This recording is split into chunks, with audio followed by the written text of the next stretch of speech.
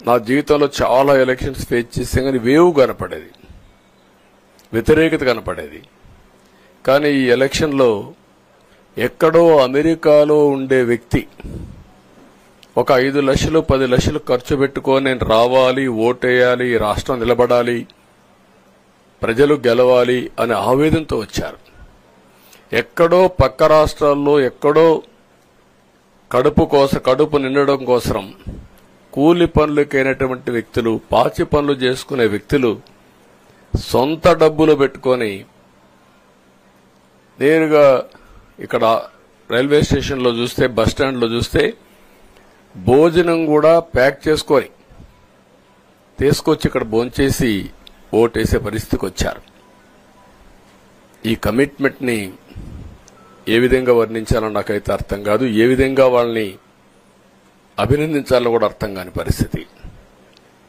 అనేక ఎన్నికల్లో అనేక అనుభూతులు చూశాం, కానీ మేము అన్ని ఎన్నికల కంటే ఇది ఒక తెలుగుదేశం పార్టీ చరిత్రలో, ఆంధ్రప్రదేశ్ రాష్ట్ర ప్రజల చరిత్రలో సువర్ణాక్షరాలతో లిఖించదగ్గ ఎన్నిక. ఇది ఒక హిస్టారికల్ ఎన్నిక. ఆగస్టు క్రైసిస్ తర్వాత ఎన్టీ రామారావు గారు పార్టీ పెట్టిన తర్వాత 83లో మేము గెలిచాం. అప్పుడు 200 సీట్లు వచ్చాయి. కొత్తగా పార్టీ పెడతానే ఎన్నికలకు వెళ్లి 9 నెలలు అధికారంలోకి వస్తే 200 సీట్లు వచ్చాయి.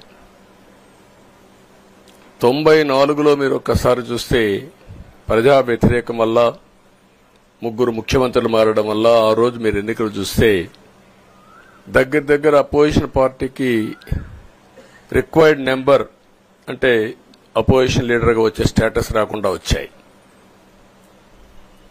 అవన్నిటిని వర్పించే విధంగా ఈసారి ఊహించని విధంగా వచ్చింది.